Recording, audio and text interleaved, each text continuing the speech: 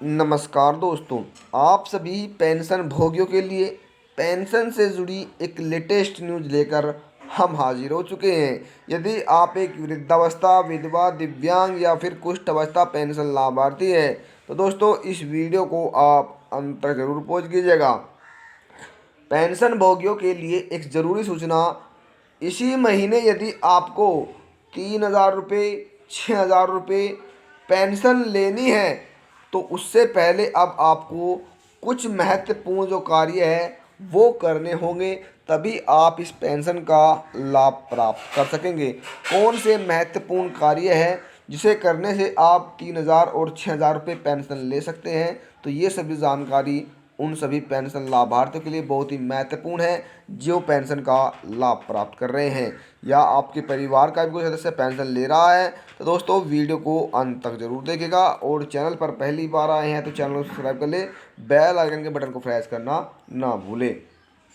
साथियों, जो आपको पेंशन दी जाती है वह पेंशन आपको केंद्र सरकार और दोस्तों राज्य सरकार द्वारा दी जाती है। यानी पेंशन की जो राशि आपको केंद्र सरकार और राज्य सरकार द्वारा दोनों को मिलाकर दी गई है, और जिसके तहत यदि आप मान लीजिए दोस्तों आप हर महीना 1,500 रुपये या दोस्तों 800 रुपये जो है पेंशन प्राप्त करते हैं, तो यहाँ पर दोस्तों यदि आप 1,500 रुपये धनराशि लेते हैं तो इससे पहले आपको यहाँ पर जो 1,500 धनराशि दी गई है इसमें आपको दोस्तों 1,200 रुपये जो है वो यहाँ पर राज्य सरकार द्वारा दी जाएगी, और दोस्तों जो धनराशि बची 300 रुपये वो आपको दोस्तों केंद्र सरकार द्वारा आपके बैंक खाते में डीबीटी के माध्यम से भेजी जाती है। यानी दोनों को मिलाकर आपको 1,500 रुपये का लाभ दिया जाता है।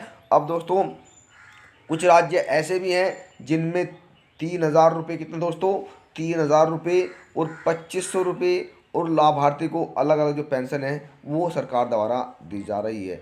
अभी तक दोस्तों आपको बता दें जानकारी के लिए, जनवरी, फरवरी और मार्च यानी 2023 की 3 महीने तक की जो पेंशन है वो लाभार्थी को दी जा चुकी है।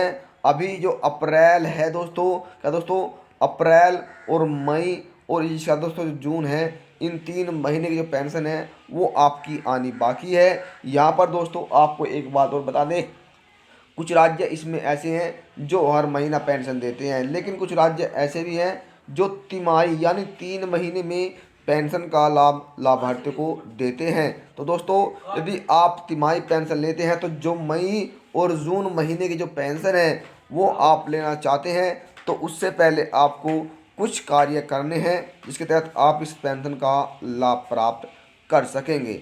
साथियों, हमने पहले भी देखा है और कुछ व्यूवर्स ऐसे भी हैं कि बता रहे हैं कि सर जो हमारी पेंशन है वो लगभग 6 से 7 महीने हो चुके हैं, लेकिन कुछ ऐसा बता रहे हैं कि जो पेंशन है वो उनकी न तो दोस्तों ब्लॉक है और न ही उनकी पेंशन उनका लिस्ट में जो है नाम दिखा रहा है, लेकिन फिर भी उन्हें पेंशन का जो लाभ है वो नहीं मिल पा रहा है। तो दोस्तों कुछ जो सरकार है वो पेंशन रोक लेती है यदि आपने अपनी ई-केवाईसी कराने के बाद दोस्तों अपनी यदि आपने अपनी ई-केवाईसी कंप्लीट करा रखी है तो ना तो आपकी पेंशन ब्लॉक होगी और ना ही आपकी पेंशन रुकेगी।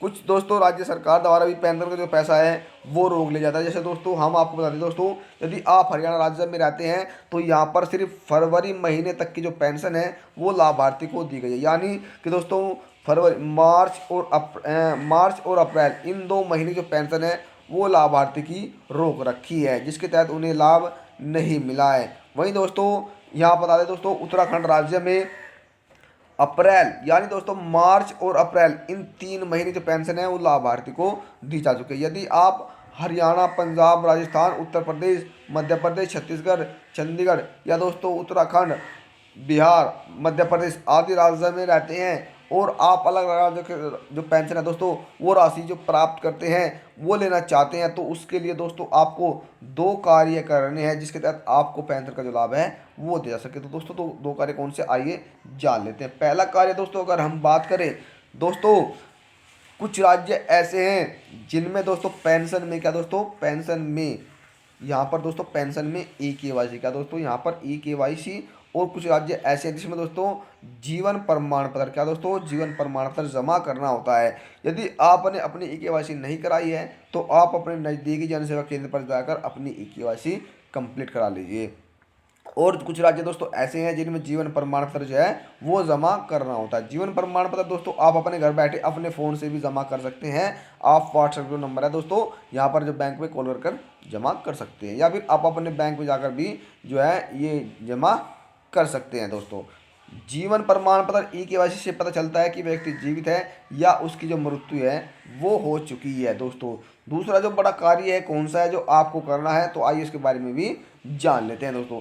जो आपकी पेंशन ब्लॉक हो गई है, क्या दोस्तों, यदि आपकी पेंशन ब्लॉक हो गई है या आपका बैंक खाता बंद है, बैंक खाता बंद है, या फिर दोस्तों आपके आवेदन फॉर्म में कोई गलती है, क्या आपके आवेदन फॉर्म में कोई गलती है, तो आपको इन गलतियों को सुधारना होगा और अपने बैंक खाते में जो अपना आधार नंबर है और मोबाइल नंबर है ये दोनों अटैच करने हैं, जिसके तहत आपकी जो पेंशन आए और आपको पता चल जाए कि हमारी जो पेंशन है वो हमारे बैंक खाते में आ गई है, हम इसे पेंशन को निकाल सकते हैं।